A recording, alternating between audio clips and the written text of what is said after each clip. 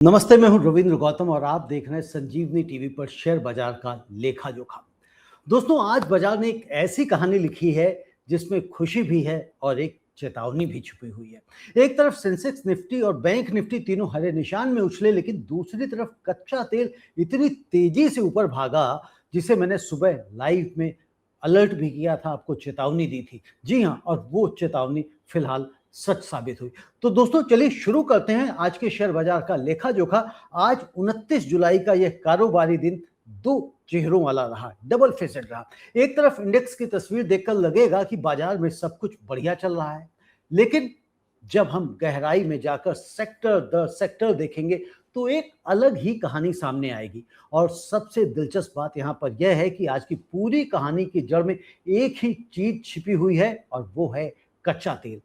दोस्तों, ये बिल्कुल वैसा ही है जैसे आपके घर में कोई पारिवारिक कार्यक्रम हो और ऊपर से देखने पर सब कुछ हंसी खुशी से भरा लगे, लेकिन घर के एक कोने में कोई एक सदस्य किसी छोटी सी परेशानी से जूझ रहा हो और पूरी तस्वीर समझने के लिए हमें दोनों पहलू देखने होंगे। तो चलिए आज इस पूरी कहानी को कदम दर कदम समझते हैं, परत समझते हैं। सेंसेक्स निफ्टी और बैंक निफ्टी की चाल को देखते हैं। तो अगर आपने आज अपना पोर्टफोलियो सुबह की जगह शाम को खोला तो चेहरे पर मुस्कान जरूर आई होगी। और आज बाजार में रौनक भी थी। सेंसेक्स 888 अंक चढ़कर 77,654 पर बंद हुआ, यानी कि करीब 1.16% की मजबूती। और निफ्टी 50 ने भी दम दिखाया और 265 अंक की छलांग के साथ में 24,520 के स्तर पर बंद हुआ, यानी कि 1.1% की बढ़त। और बैंक निफ्टी भी दोस्तों पीछे नहीं रहा, 450 अंकों की चढ़ाई कर ली इसने और 57,206 पर पहुंच गए, यानी कि 0.79% ऊपर।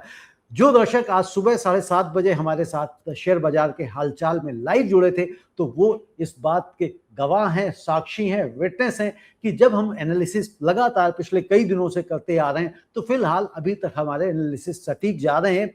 आगे क्या होगा, क्योंकि हम हमेशा कहते हैं क्योंकि जरूरी नहीं है कि आपके एनालिसिस 100% ठीक हो, लेकिन अगर आप सही डेटा को देखते हैं, सही चीजें आप शामिल करते हैं, तो आपका एनालिसिस हमेशा लगभग ठीक होने की गुंजाइश ज्यादा होती है। खैर, आगे चलते हैं और इसको इस तरह से समझते हैं कि आपके मोहल्ले की 3 सबसे बड़ी दुकानदार हैं, कौन कौन से, और उन तीनों दुकानदारों में भीड़ ज्यादा हो तो आज पूरा बाजार वहां उस दुकान का, उस मोहल्ले का खुश नजर आता है। और आज दोस्तों ठीक यही हुआ है। सेंसेक्स निफ्टी और बैंक निफ्टी तीनों की दुकानों पर आज ग्राहक ज्यादा थे। तो अब सवाल दोस्तों यहां पर यह उठता है कि ये तेजी अचानक कहां से आ गई। तो जवाब है निवेशकों का भरोसा। आज सुबह जब बाजार खुला था तब हल्की घबराहट जरूर थी, क्योंकि क्रूड ऑयल की खबरें आनी शुरू हो चुकी थी और क्रूड ऑयल धीरे धीरे बढ़ रहा था। अगर आपको याद हो, हमने कहा था भैया कल जो है क्रूड ऑयल तो $83 के आसपास रात में टहल रहा था, अब ये $87 पर आ गया, यानी कि बढ़त आई है। लेकिन उसी के साथ साथ जो ग्लोबल क्यूज मिल रहे थे वो मार्केट में तेजी की इंडिकेशन देख रहे थे। तो यही बात हुई थी कि भैया क्रूड ऑयल पर भी नजर रखनी है। और मार्केट अभी जो ग्लोबल क्यूज ये कह रहे हैं कि मार्केट में गैप अप ओपनिंग आनी तय है, और वैसा हुआ भी।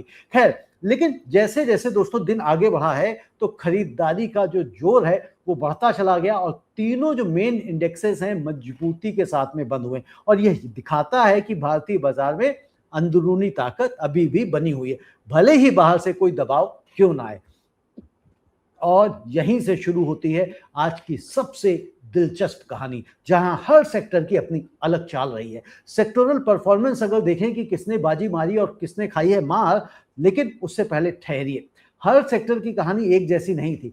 कुछ सेक्टर आसमान छू रहे थे तो कुछ जमीन पकड़ने की कोशिश कर रहे थे। और आज आईटी सेक्टर सबसे ज्यादा चमका, 2.32% की उछाल के साथ में। कल भी चमका था और आज भी चमका है, यानी कि लगातार दूसरा दिन है जब आईटी सेक्टर उछाले मार रहा है। दोस्तों, मेटल सेक्टर भी आज पीछे नहीं रहा, 2.31% ऊपर बंद हुआ। एफएमसीजी में भी आज अच्छी खरीदारी दिखाई दी, 1.66% की बढ़त के साथ में बंद हुआ।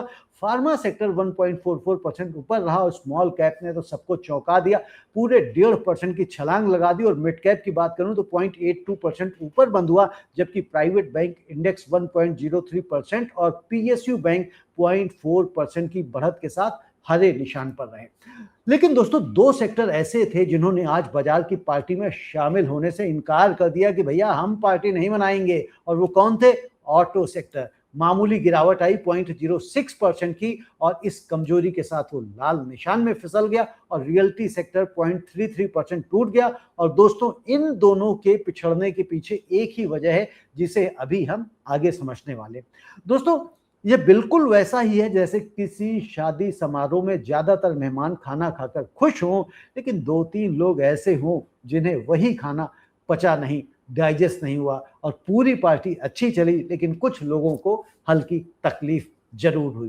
खैर अब जरा गहराई में जाकर समझते हैं कि आईटी और मेटल सेक्टर आज सबसे आगे क्यों रहे, क्या है कारण। तो आईटी कंपनियों का बड़ा कारोबार विदेशी बाजारों से आता है, ये आप सब लोग जानते हैं। और जब वैश्विक स्तर पर टेक्नोलॉजी खर्च को लेकर सकारात्मक माहौल बनता है तो इसका सीधा फायदा भारतीय आईटी कंपनियों को मिलता है। और वहीं पर मेटल सेक्टर की अगर बात करें तो मेटल सेक्टर की तेजी कमोडिटी कीमतों में मजबूती और औद्योगिक मांग बढ़ने की उम्मीदों से जुड़ी रहती है। और एफएमसीजी और स्मॉल कैप की बात करें तो यहां पर आई खरीदारी यह भी दिखाती है कि निवेशकों का जोखिम लेने का हौसला आज बढ़ा हुआ। यानी सिर्फ बड़ी और सुरक्षित कंपनियां ही नहीं बल्कि छोटी और मझोली कंपनियों में भी पैसा लगाया गया। लेकिन जैसा कि हर कहानी में एक मोड़ आता है, आज की कहानी में भी एक मोड़ आया है। वो क्या है? और वह मोड़ था कच्चे तेल की तेज उछाल। जी हाँ, आखिर बाजार में उतार चढ़ाव की असली वजह क्या रही? सुबह जब लाइव सेशन में हमने आपसे बात कही थी, क्या कहा था कि क्रूड ऑयल के दामों पर नजर रखी और आज ठीक वही हुआ जिसकी आशंका थी। आज कच्चे तेल में जबरदस्त उछाल देखने को मिला है और यह उछाल इतना तेज था कि इसका सीधा असर उन सेक्टर्स पर पड़ा जो तेल की कीमतों से सबसे ज्यादा प्रभावित होते हैं। यानी कि तेल की कीमतों से कौन प्रभावित होता है? Auto companies. तो ऑटो कंपनीज के लिए कच्चा तेल महंगा होने का मतलब है कच्चा माल महंगा होना और गाड़ी चलाने की लागत बढ़ना, जिससे मांग पर असर पड़ने की आशंका बनती है। और यही वजह रही कि ऑटो सेक्टर आज दबाव में आ गया।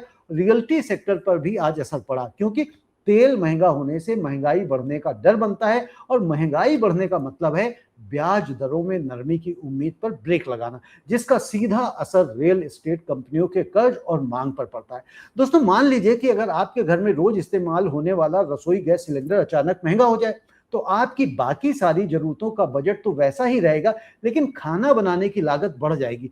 ठीक वैसे ही कच्चा तेल महंगा होने से पूरी अर्थव्यवस्था की लागत बढ़ जाती है और जो कंपनीज तेल पर सबसे ज्यादा डिपेंडेंट हैं उन्हें सबसे पहले झटका लगता है। तो कुल मिलाकर तस्वीर यह बनी कि बाकी बाजार में उत्साह था, आईटी और मेटल जैसे सेक्टर मजबूत ग्लोबल संकेतों पर दौड़े लेकिन क्रूड की बढ़त ने ऑटो और रियल्टी पर दबाव डाल दिया। यानी सुबह की चेतावनी सही निकली, क्रूड बढ़ा और बाजार के एक हिस्से पर दबाव बना।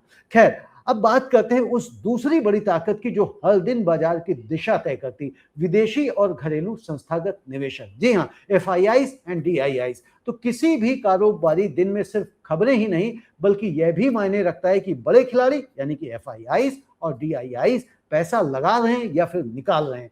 साल की शुरुआत से अब तक देखें तो घरेलू संस्थागत निवेशकों ने भारतीय बाजार में लगातार भरोसा दिखाया और यही वजह है कि जब भी विदेशी निवेशक बिकवाली करते हैं घरेलू निवेशकों की खरीदारी बाजार को संभाल लेती है। और आज भी दोस्तों कुछ ऐसा ही माहौल दिखाई दिया जहां डीआईआईज ने क्रूड की वजह से बने दबाव की काफी हद तक संतुलित कर दिया है। इसे दोस्तों ऐसे समझे जैसे किसी परिवार में अगर बाहर से कोई परेशानी आए तो घर के सदस्य आपस में मिलकर उसे संभाल लेते हैं और ठीक वैसे ही जब बाहरी दबाव यानी कि क्रूड की तेजी बाजार पर आई तो घरेलू निवेशकों की मजबूत खरीदारी ने बाजार को गिरने से बचाया। दोस्तों यहाँ एक जरूरी शब्द को भी आसान भाषा में समझ लेना जरूरी है।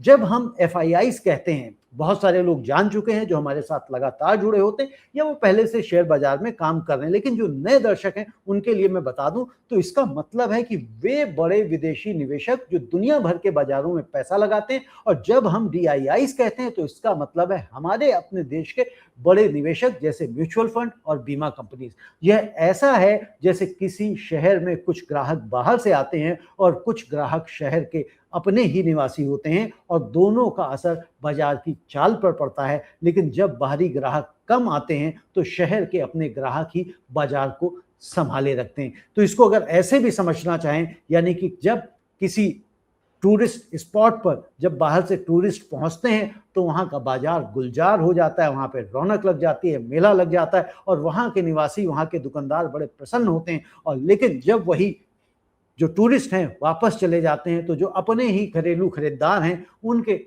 हिसाब से कहते हैं ना, रोटी दाल चल रही, तो यानी कि तेजी नहीं दिखती है लेकिन काम भी नहीं रुकता है।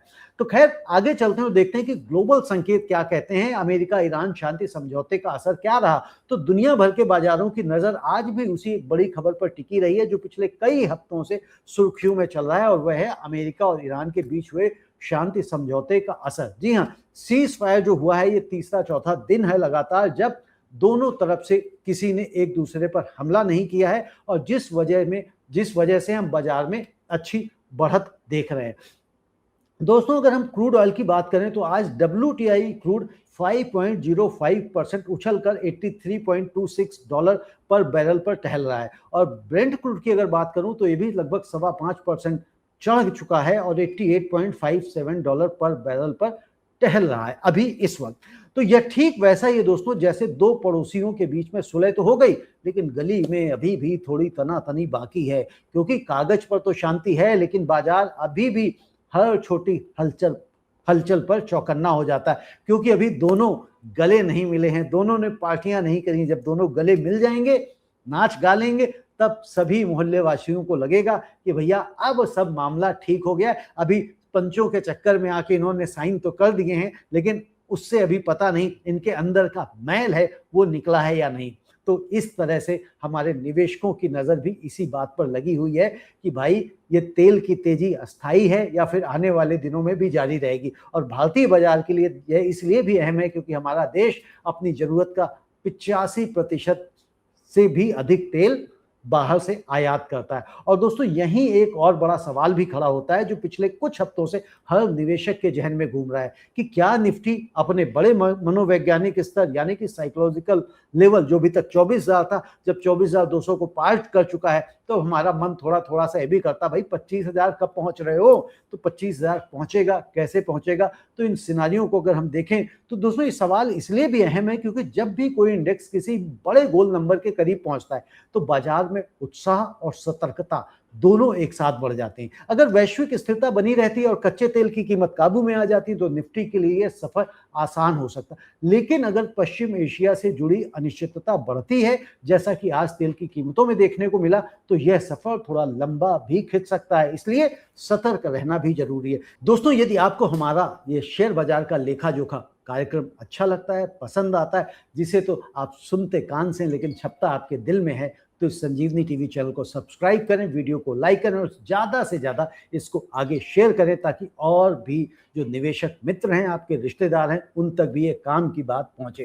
खैर आगे चलते हैं और देखते हैं आज के निफ्टी के टॉप 5 गेनर्स कि आज किन शेयरों ने रफ्तार पकड़ी। जी हाँ दोस्तों, तो अब हम बात करते हैं उन सितारों की जिन्होंने आज निवेशकों की झोली खुशियों से भर दी। तो आज निफ्टी में सबसे ज्यादा उछाल एक फाइनेंशियल सर्विसेज कंपनी में देखने को मिला जो करीब 4.92% चढ़ गया, और दूसरे नंबर पर एक बड़ी एफएमसीजी कंपनी रही जिसमें 4.81% की तेजी आई, और तीसरे स्थान पर एक आईटी की दिग्गज कंपनी रही 4.32% ऊपर बंद हुई, और इसके बाद एक मेटल कंपनी ने 2.95% की बढ़त दर्ज की, और पांचवें स्थान पर रही एक मेटल की कंपनी जिसमें 2.67% की मजबूती दिखाई है।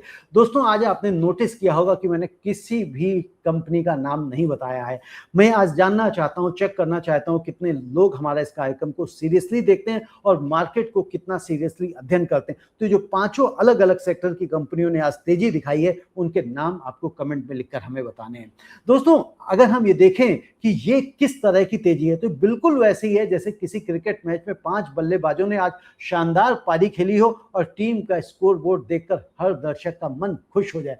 ध्यान देने वाली बात यहां पर यह है कि इन 5 में से 2 कंपनियां सीधे मेटल सेक्टर से जुड़ी हैं, जो ये पुष्टि करती हैं कि आज मेटल सेक्टर में आई तेजी सिर्फ इंडेक्स के आंकड़ों तक सीमित नहीं थी बल्कि व्यक्तिगत शेयरों में भी उसका असर साफ दिखाई दिया। और यही वजह है कि किसी भी सेक्टर की चाल समझने के लिए सिर्फ इंडेक्स नहीं बल्कि उसमें शामिल प्रमुख शेयरों की चाल भी देखनी चाहिए। अब देख लेते हैं निफ्टी के टॉप 5 लूजर्स कौन से हैं। तो निफ्टी के टॉप 5 लूजर्स में अगर देखेंगे तो ये ऐसे शेयर्स हैं जिनको दबाव झेलना पड़ा है, और दबाव झेलने वाले कौन कौन से हैं। तो आज सबसे ज्यादा दबाव में कौन रहा है, एक पोर्ट्स और इंफ्रास्ट्रक्चर कंपनी पर रहा है, जो करीब 3.03% टूट गया, और इसके बाद एक ऑटोमोबाइल कंपनी में 1.32% की गिरावट रही है।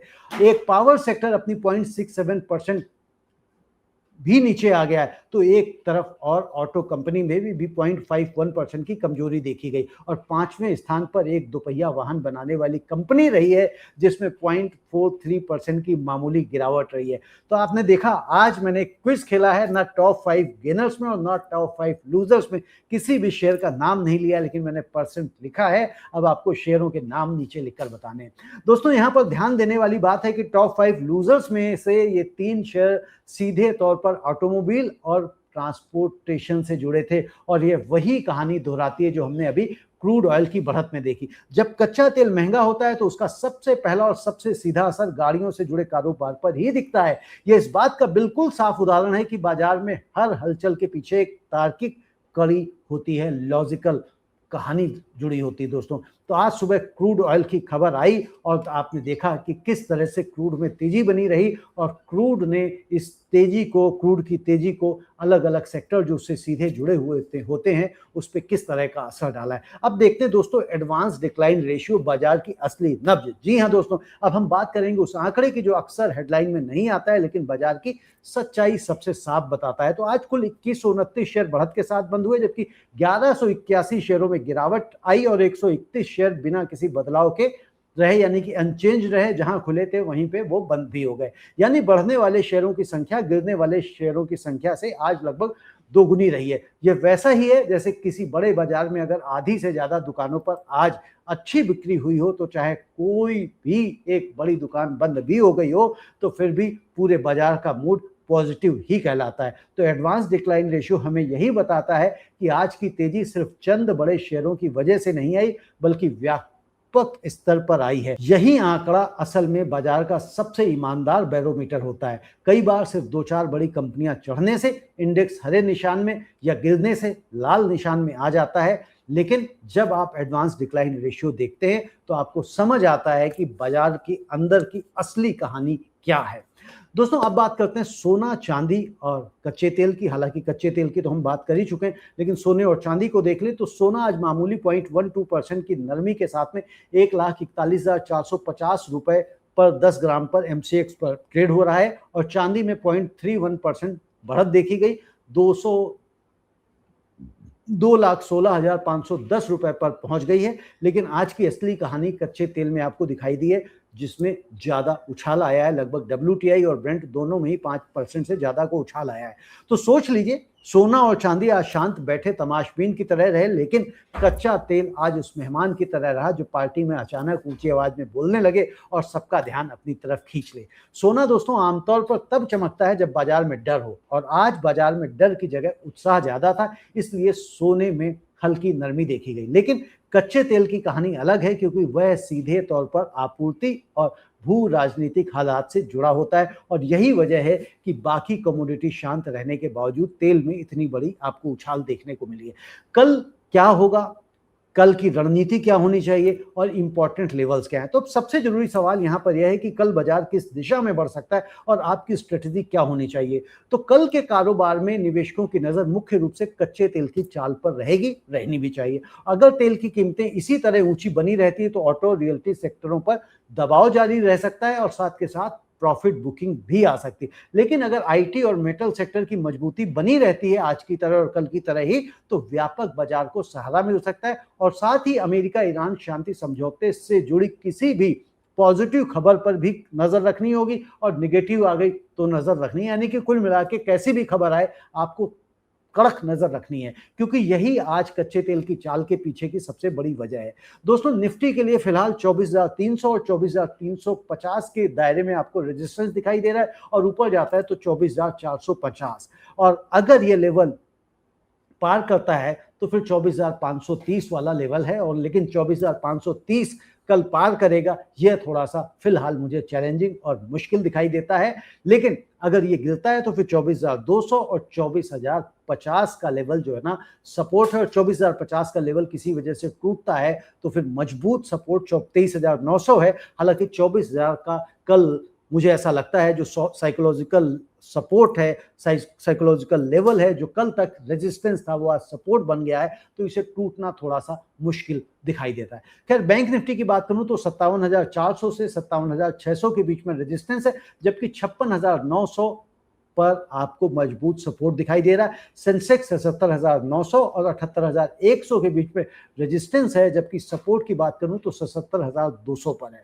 तो ये आपके सामने सपोर्ट और रेजिस्टेंस हैं, इन लेवल्स को ध्यान में रखिए, इन लेवल्स के हिसाब से अपना काम काज कीजिए। और ये लेवल्स जो अभी हम बात कर रहे हैं ये ऐसा नहीं कि परमानेंट है। रीजन अभी रात भर पड़ी, यानी कि जब आप और हम सब लोग सो जाएंगे तो जो वेस्टर्न मार्केट्स हैं वो काम करती हैं, जब वेस्टर्न मार्केट काम करती हैं तो उनके काम काज का असर हमारे बाजार के ऊपर भी पड़ता है, और इसलिए हम सुबह 7:30 बजे आपके समक्ष लेकर आते हैं शेयर बाजार का हालचाल लाइव। तो वहां पर आप जरूर सुबह जुड़ा करें, तो उससे आपको बाजार किस दिशा में खुल रहा है, कहां खुलेगा, कैसे खुलेगा, क्यों खुलेगा, तो इन सारी बातों की आपको जानकारी मिल जाती है। दोस्तों एक बात और जो कल के कारोबार में बेहद अहम रहेगी वह है वैश्विक बाजारों का पूरा रुख, खासकर एशियाई बाजारों का खुलना। उनकी ओपनिंग हमेशा हमें ध्यान रखनी होती है, क्योंकि वो किस तरह से असर डालते हैं। कई बार हम ये भी देखते हैं कि एशियाई बाजार हमारे बाजार में कोई बहुत बड़ा इंपैक्ट नहीं डालते, लेकिन अन्य जो ग्लोबल क्यूज होते हैं वो डालते हैं। तो हमें ये देखना होता है कौन सा वाला ग्लोबल क्यूज आज हमारे मार्केट को इन्फ्लुएंस कर रहा है, तो ये सबसे जरूरी है। और ये जैसे जैसे आप चीजों को समझ जाएंगे वैसे वैसे आप मार्केट के एक्सपर्ट बनते चले जाएंगे। खैर आगे चलते हैं और देखते हैं कि निवेशकों के लिए आज का सबक क्या रहा है। तो हर कारोबारी दिन अपने साथ एक सबक लेकर आता है, और आज का सबक बहुत गहरा है। आज हमने देखा कि सिर्फ इंडेक्स का हरे या लाल निशान में होना पूरी कहानी नहीं बताता है। सेंसेक्स और निफ्टी भले ही आज मुस्कुरा रहे हों, लेकिन ऑटो और रियल्टी में निवेश किए बैठे निवेशकों के लिए आज का दिन उतना अच्छा नहीं रहा। यही वजह है कि पोर्टफोलियो में डाइवर्सिफिकेशन होना बहुत जरूरी है। अगर आपका पूरा पैसा सिर्फ एक सेक्टर में लगा है तो उस सेक्टर से जुड़ी हर वैश्विक घटना सीधे आपकी जेब पर असर डालती। यह वैसा ही है जैसे किसी परिवार की पूरी कमाई एक ही दुकान से आती हो, अगर उस दुकान में कभी मंदा आ जाए, बंद हो जाए, तो पूरा घर परेशान हो जाता है। लेकिन अगर घर में कमाई के 2-3 जरिए हों तो एक जगह झटका लगने पर भी बाकी सहारा देते हैं, और निवेश में भी, मार्केट में भी यही सिद्धांत लागू होता है। दूसरा सबक यह है कि जो निवेशक हर महीने एसआईपी के जरिए अनुशासन के साथ में निवेश करते रहते हैं तो उन्हें ऐसे उतार चढ़ाव वाले दिनों की चिंता कम करनी चाहिए। बाजार रोज नई कहानी लिखता है, कभी क्रूड की वजह से, कभी किसी वैश्विक समझौते की वजह से, लेकिन जो निवेशक लंबी अवधि की सोच के साथ टिके रहते हैं वही असली फायदा उठाते हैं।